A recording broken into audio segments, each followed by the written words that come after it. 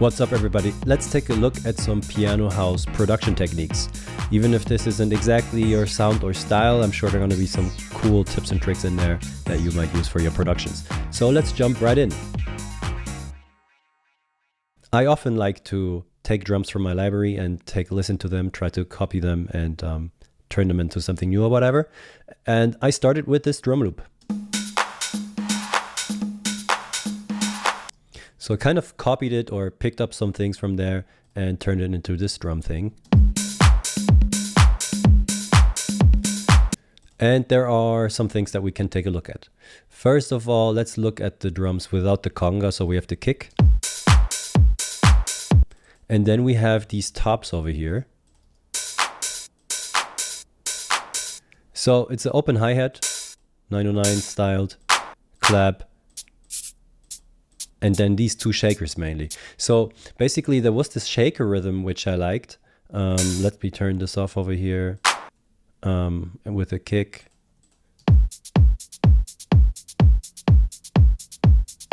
What we can see here is I'm using two different shaker sounds. They sound slightly different. First I was using the same shaker sound, which can also sound cool. But I wanted something that had a little groove to it, and usually you can create some cool groove if there's just different sounds in your drums. So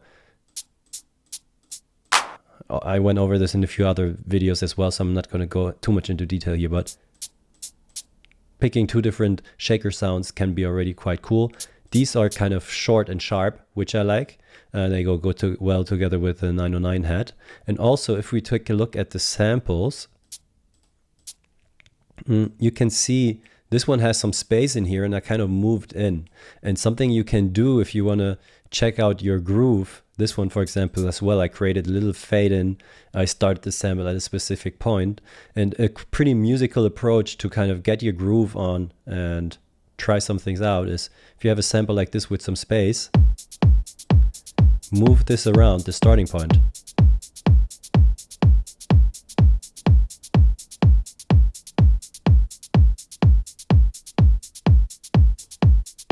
And this way you can find something that you like. I think moving MIDI notes around is kind of annoying. I always like to have something that has a very quick and easy impact. So just as a little tip, how to work on your grooves. If you have different shaker sounds and just move the stuff around, you can come across a cool groove that sounds nice.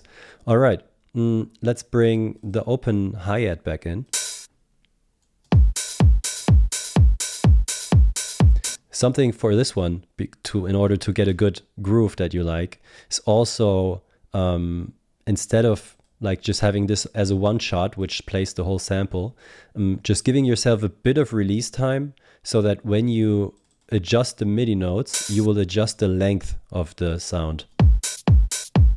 Look, this is short. And there's just something about the note exactly ending at the point at a specific quarter, but you can also have it longer.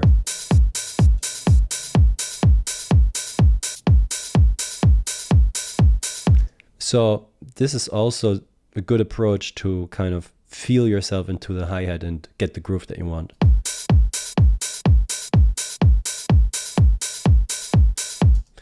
All right, not too much going on with the clap, so I'm gonna just turn it back on. Maybe one more thing about the shakers.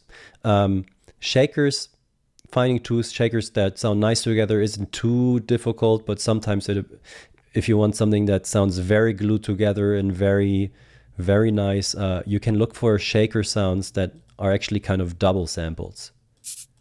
Like this one, because if you shake a shaker, shaking it to the front sounds different than the back, and there's going to be some stuff in there. And sometimes it can be cool to pick samples that go very well together because they were kind of designed or recorded together. You can also chop them out of a shaker loop or something like this. So with this shaker, it won't sound like that.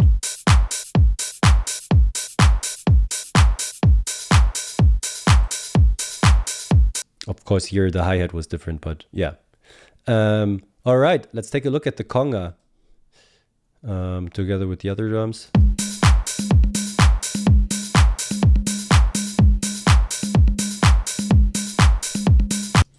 Note-wise, nothing too crazy, you know, you just draw in some stuff that you like. The only thing that I did here is kind of take care of the velocity adjustments to create a specific groove. So put like focus on specific sound. So here it's like doo-doo, more focus on this note. And secondly, I was like, when the kick was playing with the conga, there was some high-end stuff at the beginning, high frequency stuff. So this is the same sample basically. But here I kind of just removed the beginning of the sound. So it sounds slightly different, and also removed this little click. And then whenever the kick was playing, I just picked the sample, the version without the high end. All right.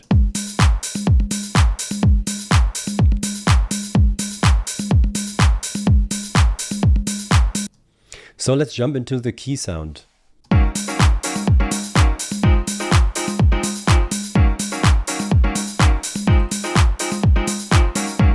So very basic key sound, just playing 2 notes. Keeping it simple in this video because I actually have one coming up with a bit more piano stuff. So let's just take this key sound here. And of course, the basic approach would be, for example, to start with a filter.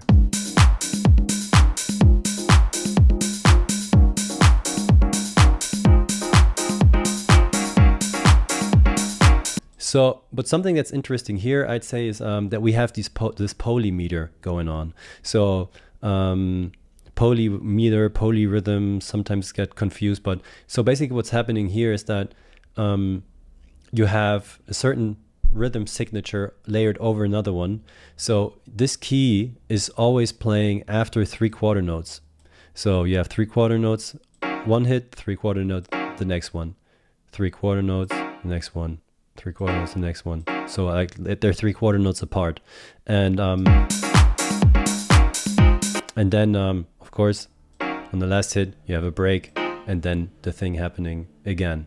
Something that you can do here to mess with the sound a little bit is add a delay with the same time signature as your polymeter. So in Ableton you actually have a basic delay in the normal template, which it's like a delay delayed by 3/4 notes, which is exactly the same time signature as the rhythm of this thing. So because this isn't exactly 3/4 notes, you will hear the delay. If I turn it up on send B, you will hear it coming up here.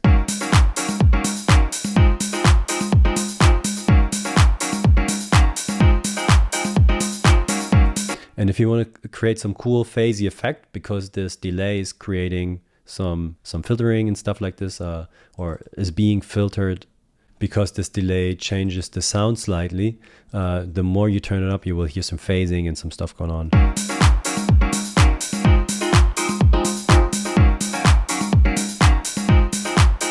And that's a really easy way to create a cool sound effect. But the more interesting part in this one is actually the bass. So, because the keys are so simple, why not have some more melodic information in the bass sound? And let me turn on these notes. Let's take a listen at to the bass.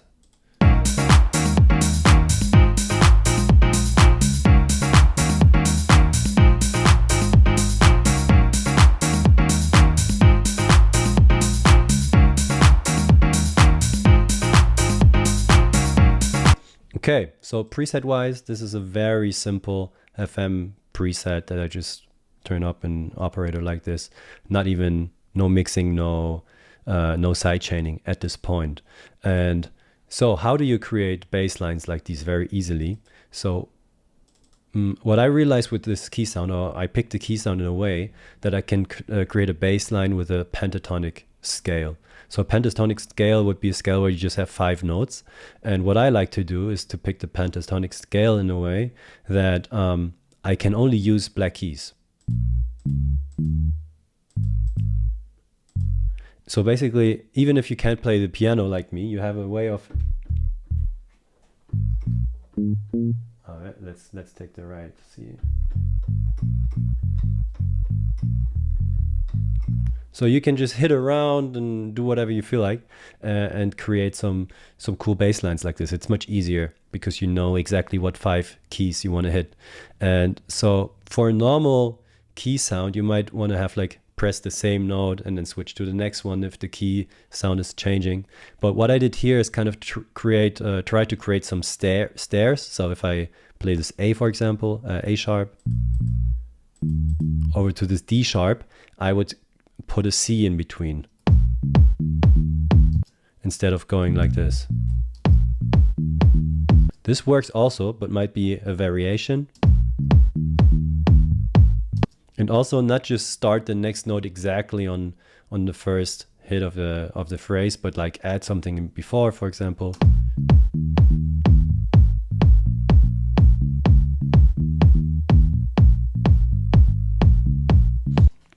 And then just jump around these notes and like push them around a little bit, do something like more free or creative on the keyboard, and you will come up with some stuff. Here I had this little accident where I had this extra note in there, which by itself sounds kind of ridiculous. But for some reason in the whole context, I like this whole like blum thing. So might turn on the glide or something, but for now I left it like this. And then just added some variation. So once you have this one basic phrase, shuffle some notes around in a way that you have some variation, duplicate this, shuffle some more notes around within these 4 notes that the bass line consists of. And all of a sudden you have a bass line with a lot of variation that has some melodic things going on. Yeah.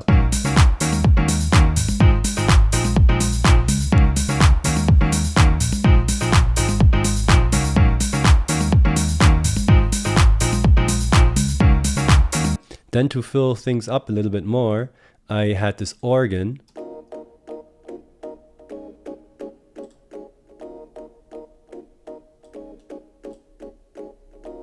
It has some clicky stuff, and for the chords also, like I'm not a like musically theory trained musician or anything like that. So I just press around some keys, and as you can see here, all of them are contained in the pentatonic scale. So you can just let me pick this. Okay.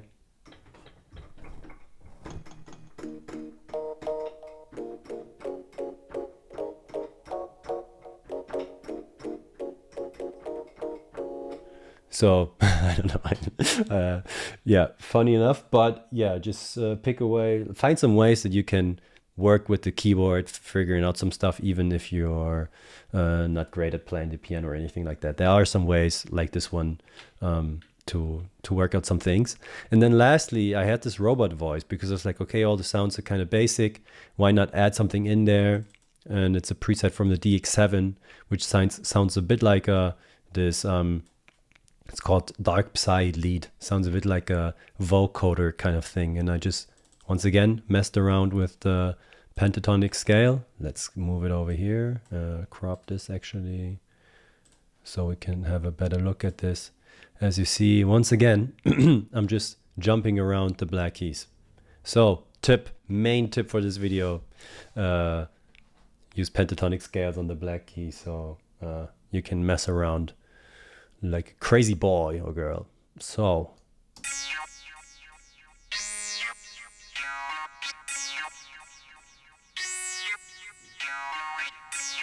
it sounds kind of funny. I don't know, sometimes you have these days creating this stuff, right?